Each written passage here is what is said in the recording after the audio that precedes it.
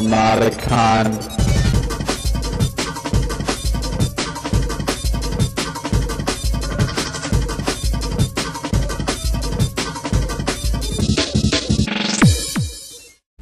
What's your name, sir? Paul. Okay. Paul, this is Droops. He's the other attendee. My name's Jason. I should be an attendee as well, but instead I'll be the attender. So I guess since the Kaliko Atom guy isn't here, just talk about vintage computers and some kind of relation across to Atom Kaliko. Now ColecoVision, you know the history of Coleco? Back in 1937, I think it was, might have been later 40s, there were three brothers who founded a company called the Connecticut Leather Company. And the Connecticut Leather Company worked in shoe leather and athletic equipment kind of leather. And they were doing this for a good number of years. And they had built up certain processes in working with leather.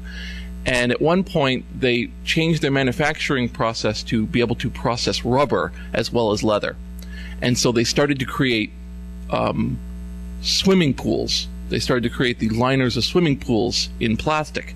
And this got them into children's swimming pools, the blow-up inflatable kind that you have, where you can, you got the little slide and everything, and it's all one piece. Huh? That came later. That was a later improvement in the whole swimming pool process. And the $20 a head cover charge that could be knocked out with enough drinks. That was also a later innovation throughout the 80s. So the Connecticut Leather Company had moved into swimming pools, and what happened was they, in doing so, got a distribution line into toy stores throughout the country, because they became, at one point, the largest manufacturer of indoor swimming pools in the country.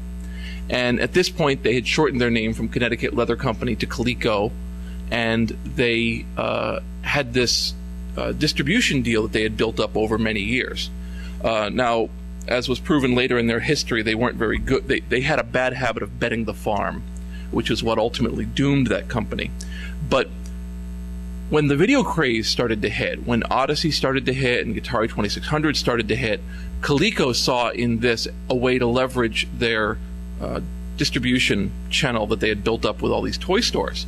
So they went out and they hired a third-party firm to design what they would then call the ColecoVision. And these guys who designed it, which unfortunately I don't have all the details about, designed a very advanced system for the time in terms of the amount of graphics it could do. And on a personal note, I mean, I certainly remember the difference in witnessing Donkey Kong on the ColecoVision versus what it was on the Atari 2600.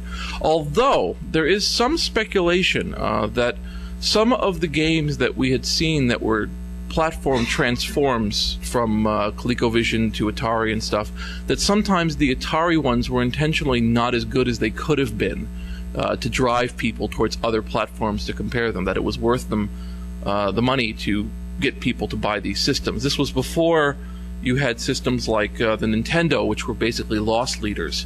Certainly Sony, more than anyone else, really pioneered amazing loss leaders where they were really just, certainly the record, I think, was the Xbox. I believe it was a case that Microsoft lost $150 per Xbox that they sold to drive the sales, which is why they held such a strong licensing on all of the titles.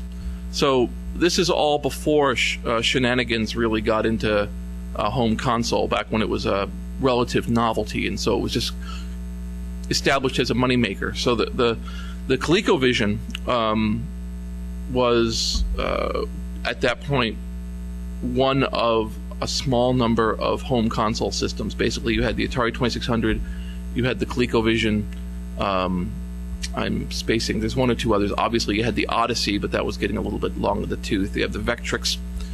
I'm forgetting if there's another couple also ran. There were certainly a good number that came up, made an extremely small amount of units, and then disappeared. I'm thinking of the AdventureVision, which produced 4 titles, and the a couple others, because they would find that the manufacturing costs of cartridges was way out of line.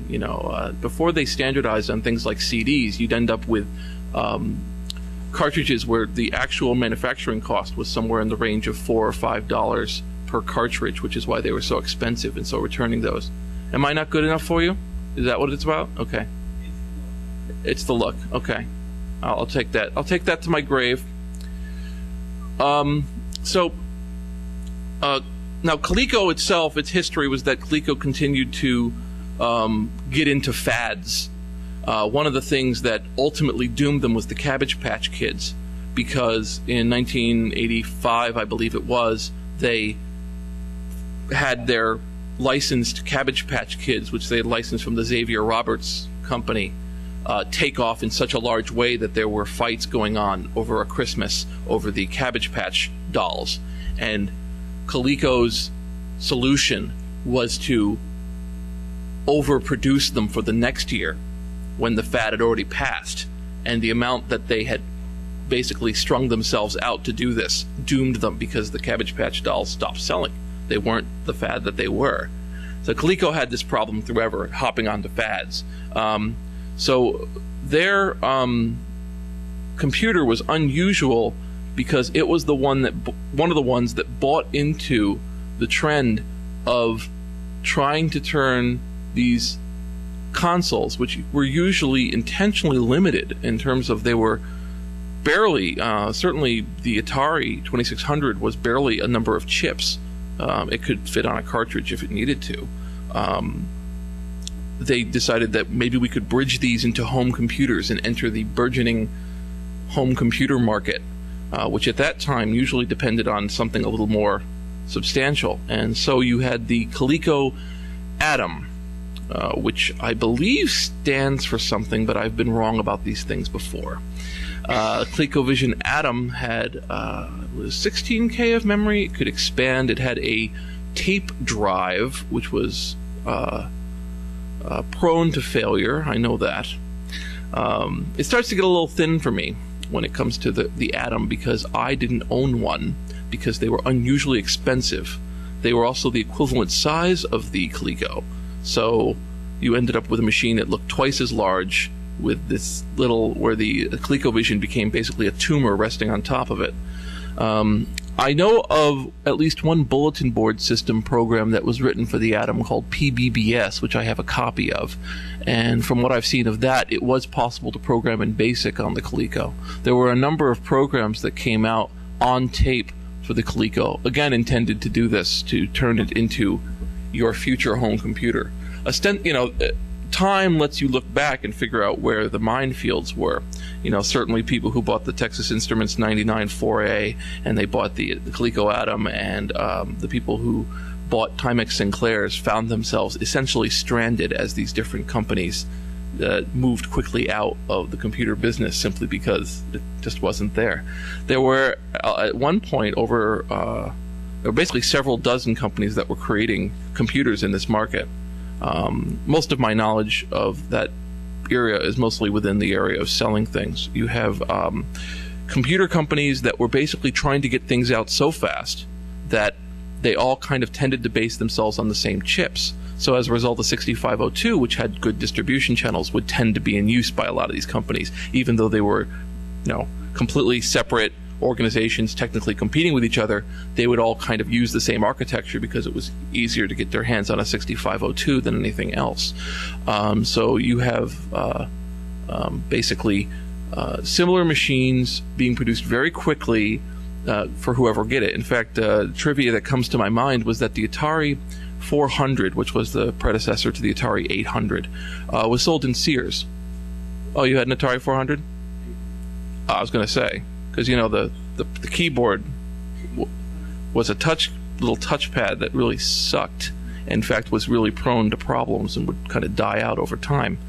Atari wanted to sell these in the Christmas time with Sears, but Sears had a rule, and Sears' rule was that they would not sell something for Christmas and would not put it into their Christmas catalog unless you had the actual item in their warehouse by September.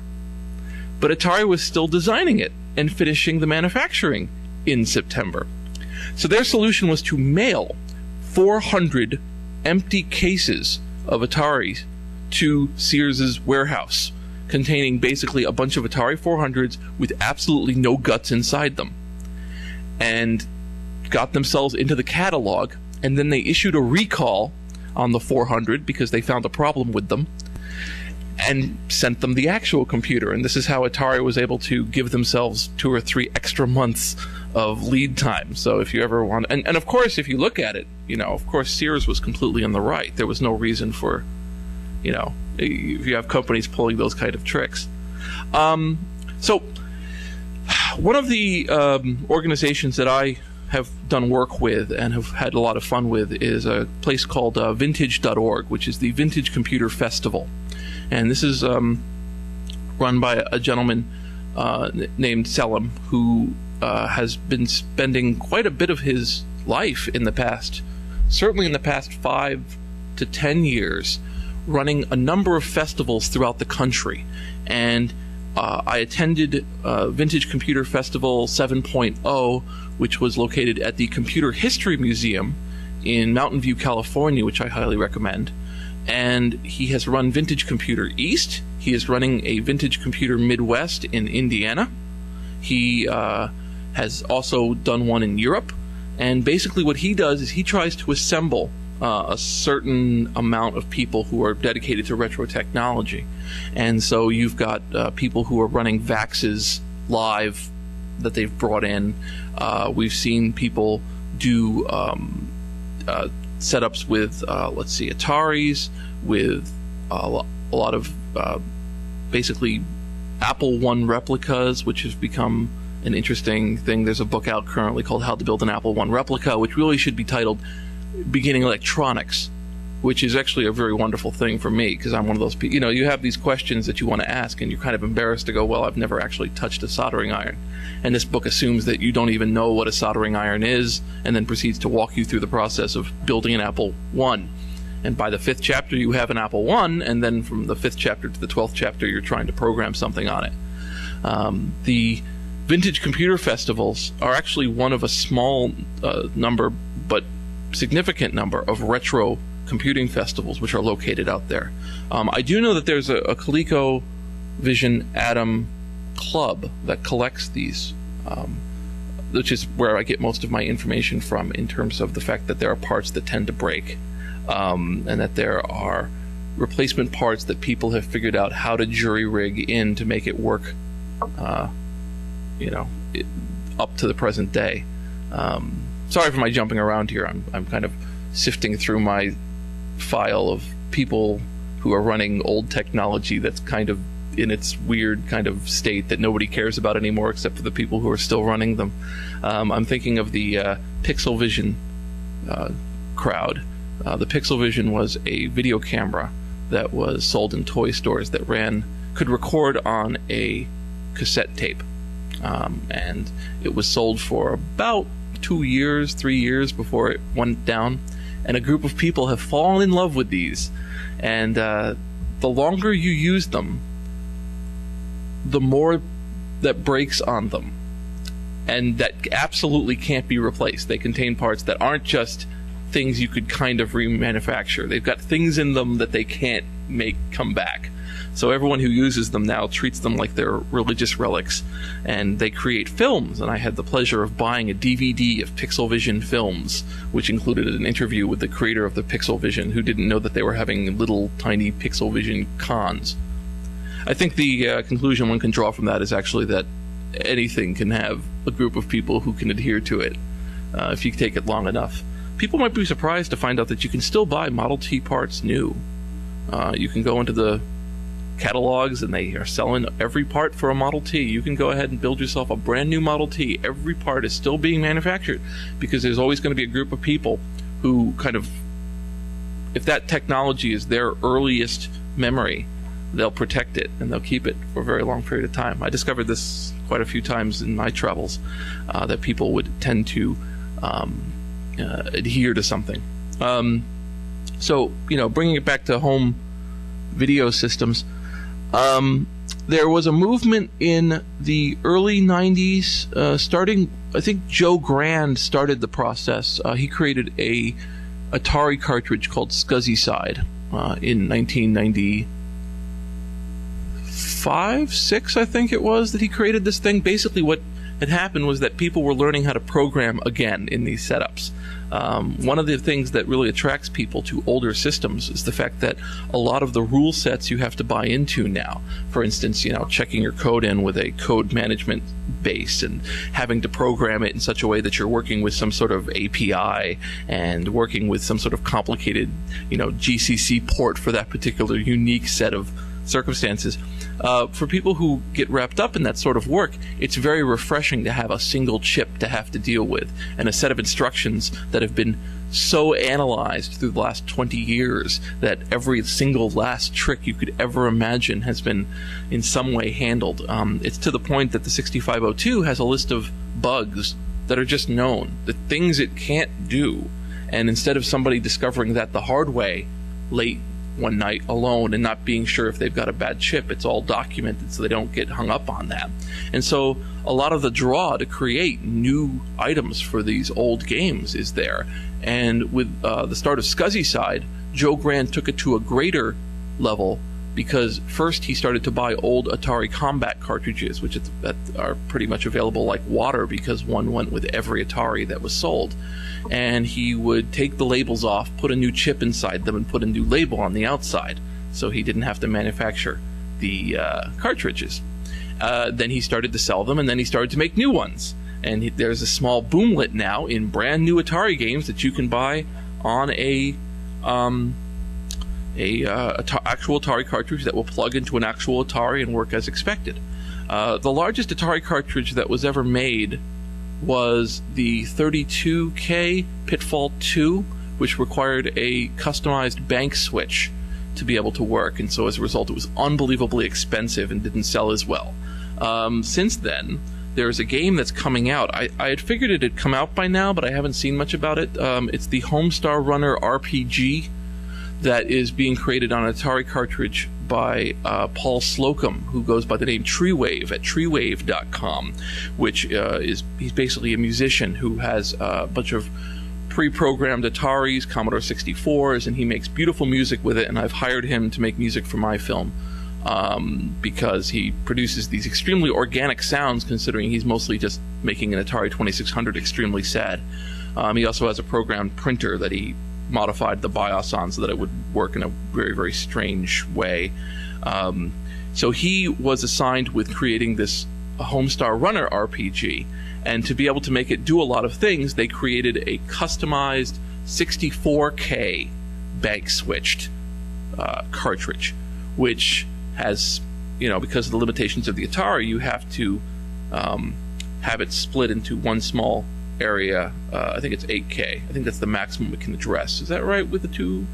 I think it's 8K it can address that way. And then this thing knows to call other parts and pull them in and pull them out, requiring what it needs. So it's a pretty complicated process for this game. But it was the only way they could get it to work that way. So if Pitfall 2, which has an enormous amount of screens, only requires 32, you can imagine what these guys will be able to do in 64. So that's why I'm looking forward for this game.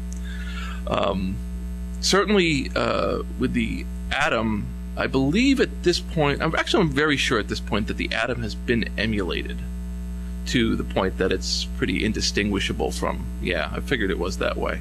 There was a period of time I tracked the beginning of the emulation scene, which unfortunately, which depending on your view, the problem with emulation is that, like a lot of hobbies, if it leads to free stuff, you end up with a lot of people who, there's a lot of people who like the microbrew, but there's a lot more people who like to drink free beer.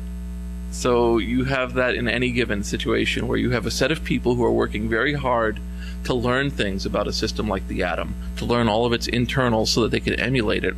And then once they get the games working, suddenly everybody's interested in their emulation project and how it functions, and they just would like to have, if you could just send them a copy of all the games, it would help them really understand your emulation program a little better to see how it functions. And so you end up with this problem where companies are finding out that property that they consider dormant and out of use, with the exception of, say, Nintendo against a trademark, but the actual game itself, which they consider to be unusable, suddenly finds itself in vogue again. There is a fad going on right now. I don't know if you call it a fad. What would you call it? Well, basically, the current editor-in-chief of Wired has put forward a theory, a outlook on the universe called the long tail, which you're going to hear more and more about because it's nice and fatty to talk about, and it makes things sound like everything is all one unified theory, which is a beautiful approach. And I've been watching him slowly morph it to apply to other things and go, well, that's a long tail kind of situation, and the long tail would have something to say about that.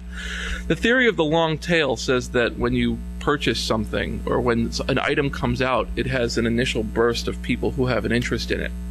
That is to say, you create your book on witchcraft and a certain number of people buy it, perhaps 100 or 1,000. And now, in the old model, you would sell it for a while, and then after a certain point, you'd never have it again. And eventually your witchcraft book would drop off print, and you'd never see it again. And maybe a few people would trade a few copies later down, but basically your trend line is gone from here down. You're done.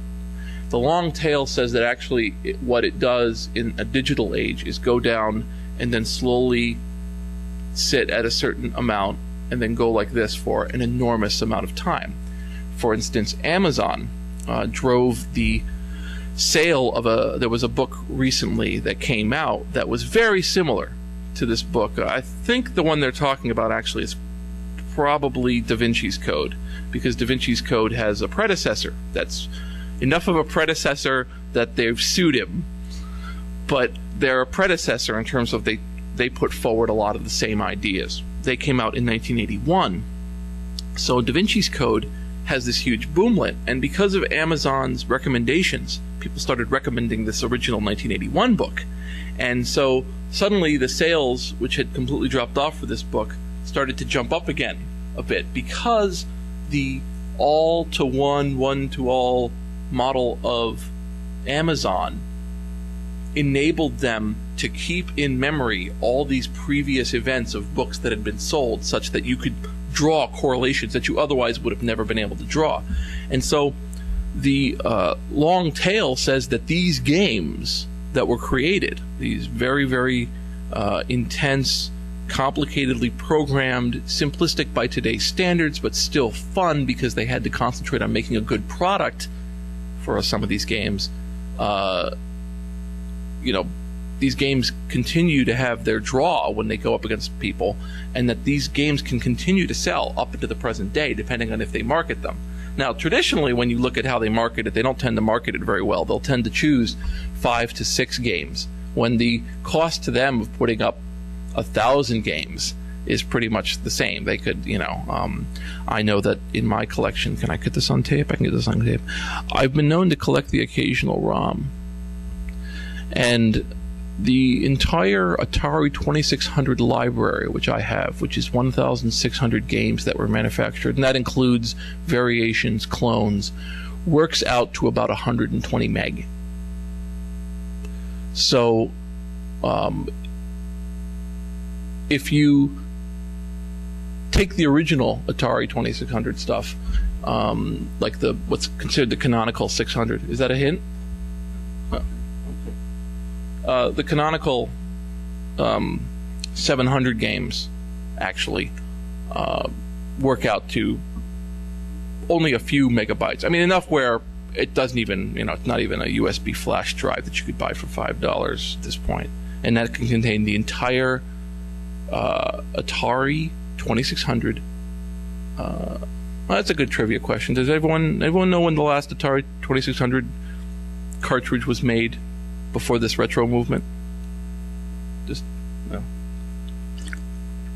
1992 was the last company that finally got out of the Atari 2600 market as a company in that fashion before this retro movement began. Yes? I'm not sure which particular one they made. like which game it was. I just know I have like a lot of my factoids are like, yeah. So and then what happened? And I go, I don't know.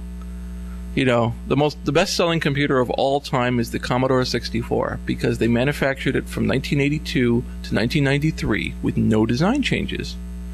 So as a result, just for 10 years, they just shoved the same thing out the door, and people bought it up. This is also why Commodore 64s and Atari STs have such a large following in Europe, which is not as large here. Here, the brand names are known, but there, the brand names are worshipped because they continued to be manufactured well into the early 1990s, and so they were a natural thing for everybody to learn on, and everybody to do programming, and everybody to learn assembly. So, it seems off. Is that off from the Kaliko Atom? I think it's off from the Kaliko Atom.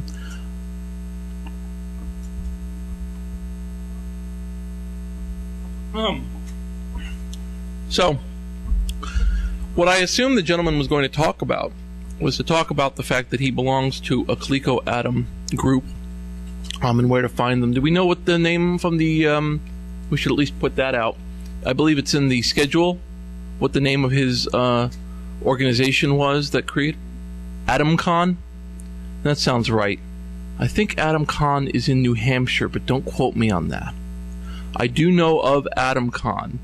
What I know of AtomCon, of course, is there was a controversy. That's how I know it. There was a controversy some number of years ago. One of the things you'll find in any given, I don't need it. One of the things you'll find in a lot of these small groups is that any social group based around something has archetypes that show up. The hacking community experiences this, the radio community experiences this, the retro company, cars, you name it. There will be certain archetypes within a social group like that, basically a scene. And, you know, they'll call themselves different things, right? They'll say, oh, we're a bunch of retro guys or vintage guys or car guys or we do this. But there'll be archetypes. You'll have the person who's kind of the god of it. Everyone will look forward to him because he really wrapped his mind around it. I was a member, well, sort of am still a member of the Checker Cab community. I owned one for a good number of years, and I'm buying another one. There's a gentleman named Ben Merkel who lives in Illinois who has about 100 checkers and can't be stopped in terms of facts. Will tell you, oh, this was manufactured this way. He'll say, oh, this was done with this particular printing stamp press that they used for a while. He can tell you everything down to it, and everyone looks to Ben. Nobody tries to bother Ben. Everyone just tries to let the man bask, but they bask in Ben's glory, and they have a lot of respect for him. In any given community like this, you'll have somebody who just knows the machine inside out, and nobody wants to bother the Golden Child because the Golden Child can give them information, and the Golden Child has a good, solid attitude that that you can work with. He's not trying to do something. And then you'll have the archetype of the people who are in it as a vague business opportunity. They naturally think of it as like, well, if I make these for $2 and sell them for $10 and I can sell 150 of them, I could buy 175 and I'll make back my costs. And so they will attempt to drive the group in such a way that it causes sales to be made. And I believe this is what happened with the Atom. I hope it was the Atom. I'd hate to be besmirching the wrong area. That there was at least one set of circumstances where they were going to rebuild or manufacture something, and somebody who promised they'd be able to come through did not come through. That's the archetype. You have the charlatan. You have the person who does that. Then you usually have the house organ. You have somebody who does a magazine or a website, and he's kind of the one everyone looks to get the news about the Golden Child and what's going wrong with the charlatan. And again, you'll see this in almost every set of people who deal in something. And somewhere along there, you'll have a sort of interesting corruption where suddenly the scene becomes more important than any particular member in it. And there becomes a concern that this kind of you say, some kind of nebulous cloud of members suddenly has a soul that needs to be protected. And this is where you'll see battles where people say, you're ruining it for all of us. You've done this. And it's not just that you've made this bad move, but you have hurt the community, the scene. And what ends up happening there is that you end up with a debate tool. You end up with the equivalent of an ad hominem attack or so on. That's basically a fallacy presented to say, well, you can't do this because this is the kind of thing we wouldn't do. That's not right. Don't do that. And so a lot of conflict arises from that. In the hacking community, that experiences a lot because you basically have two sets of people who are at cross purposes with each other. You have people who consider hacking to be an extension of... Okay. You have people who consider it to be something which they call something else, but which is probably an extension of the Coyote Loki myth, which is the idea of a intelligent trickster who is able to move nimbly through things and cause trouble, but in a fun sort of way at the end of it, in a way that you're both admirous of the fact that he's taken you for this, and yet in fact taken. You have in fact, so it's there's that kind of archetype which shows up in hacking and which is portrayed in the media and stuff. And then you have the other group that look at hacking as the intense overview of technical matters, in which they considered it to be a career path of some sort, in some variation. And the two both call themselves hackers, but they'll kill each other in the wild. They're not really compatible, but they both want this terminology because all the other, and so what you end up with is a lot of conflict over what is essentially a lexicographical or a etymological mutation. Basically two groups who said, oh, this is kind of the same thing. And you can kind of track it back. I found this with bulletin boards when I did my documentary, was that you had two sets of people who built computers with soldering irons and people who built computers with milk money by going down to the store and buying it at Sears. And both of them consider themselves to be the original gangsters in computers. And they don't, like, these guys, the new guys tend to look at the old guys as like, well, that's cute that they were playing with fire before we were able to advance onto the beach. But the other group is just like, well, these kids are nothing, they're just ruining it. Everything's plastic. They've ruined it. You can't even open half of them.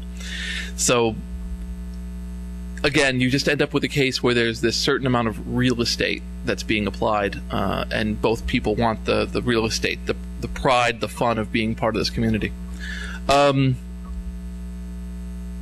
Is this at all where you wanted to go with this? I would assume most of you are interested in knowing about the Coleco Vision and the Atom, as opposed to the... I'm trying to think of, like any fun speaker, you start to pull from your own personal knowledge. And my own personal knowledge, I talk at cons as if everyone knows who the hell I am. How many people here have never heard of me or don't know who the hell I am? 1, 2, 3... And you don't know. Okay. I should have introduced myself. My apologies. My name is Jason Scott. I run a site called textfiles.com. This site collects old bulletin board system text files. It's a site I started in 1998 to collect old bulletin board system text files.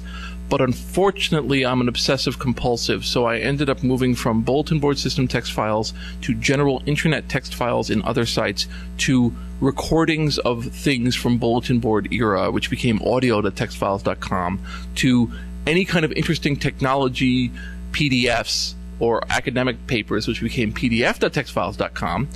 I'm starting a nonprofit this year called the BBS History Foundation. Over the course of the last 4 years, I've been doing a documentary on bulletin board systems, which we're going to show tonight, called BBS The Documentary, which I'm selling as a DVD, but which I'll show a couple episodes from, which has interviews with 200 people that I conducted, like I said, over about 250 hours of raw footage culled down into 8 episodes that total 5.5 hours. So this is one of these things where I get my head around something. And one of the side effects is that the longer you study technology and the longer you study any kind of scene for any extended period of time, you just start to see the patterns.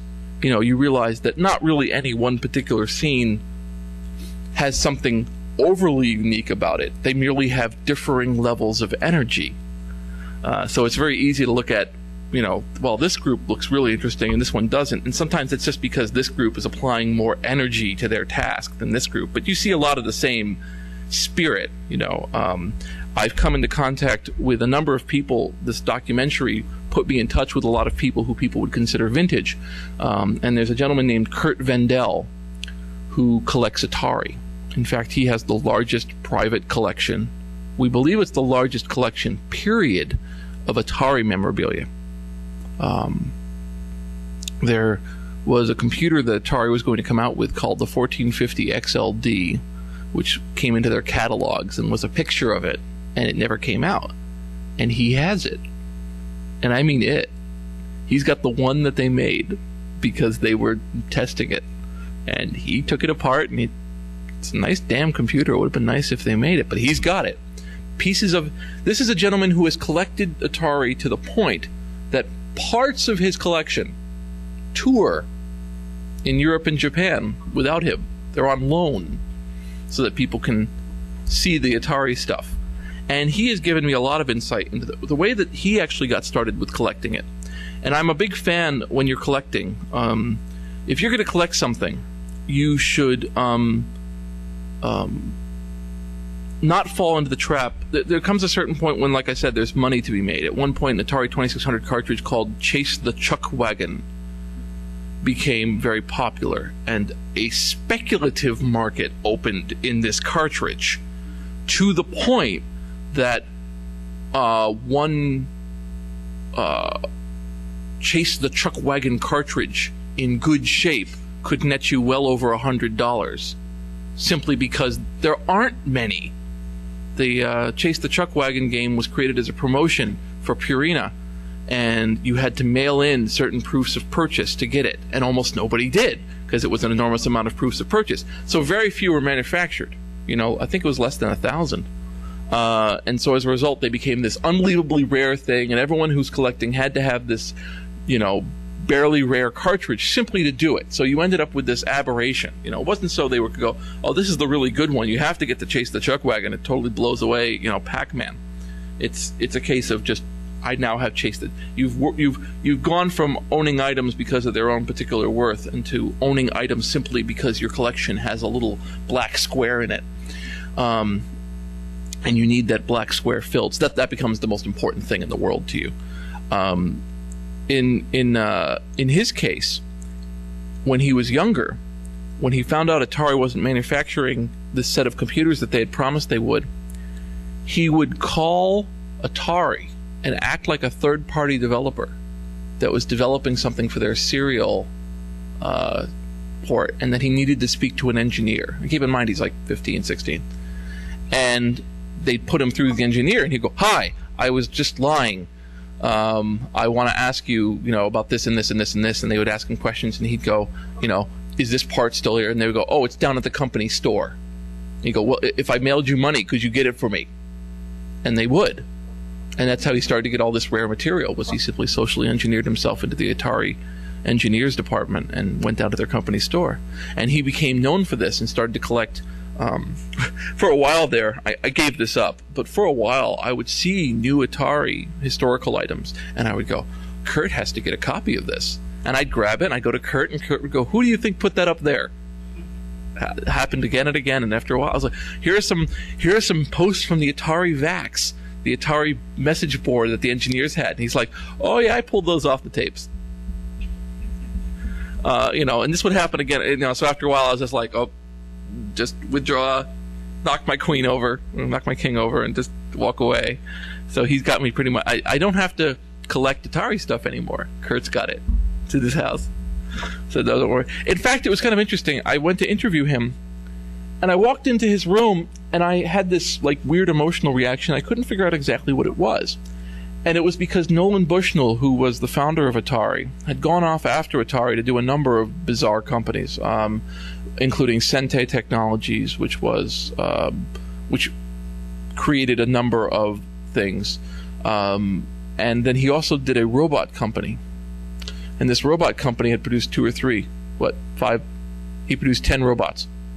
Yay for... I have 10 minutes. Anyway, he had produced a robot company that produced these small, little, tiny plastic robots that looked like little dodecahedrons stacked on top of one another. And there was one sitting in the corner staring at me. And for years and years, I had seen these in ads, and I'd always wanted one. And I didn't know it. I had forgotten about it. I'm like, why do I feel good in this room? It's like, oh, I'm with my little celebrity robot now. I've met him finally. I've always wanted to meet that robot. There he is. And he just had one in the corner, just being a robot. Anyway, I guess I should open the floor after this very, very well structured talk. If there's anybody who has any additional questions about all the things we've learned here about the ColecoVision Atom. No.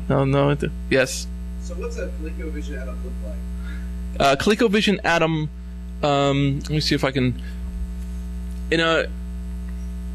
The ColecoVision Atom interfaced with the ColecoVision, and you know what? The ColecoVision looked like a black square with 2. Oh, yeah, it's true.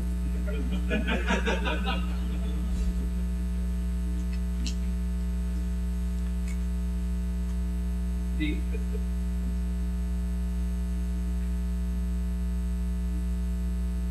ColecoVision looked like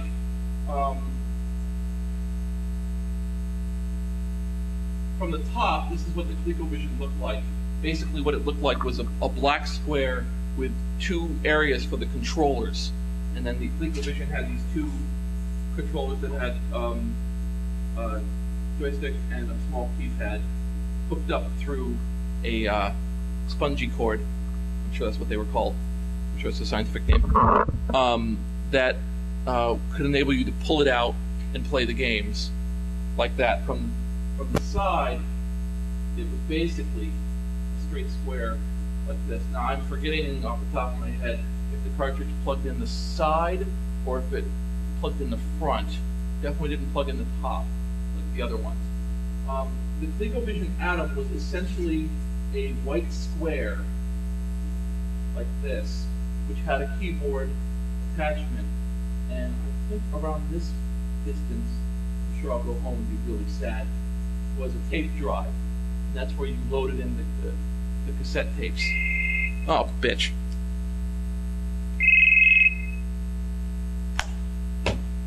I'm sure she'll appreciate being called that on a recording. So the ColecoVision Atom was essentially, like I said, a white square that had a tape drive that was its primary. It used the ColecoVision Atom. It used the ColecoVision to play games, but it had much more memory than the ColecoVision, so that it could play even more. In some cases, they had deluxe versions of the games to try to move you into that brand. Again, like I said, it was manufactured by a third-party company. And actually, this happens a lot if you look into it.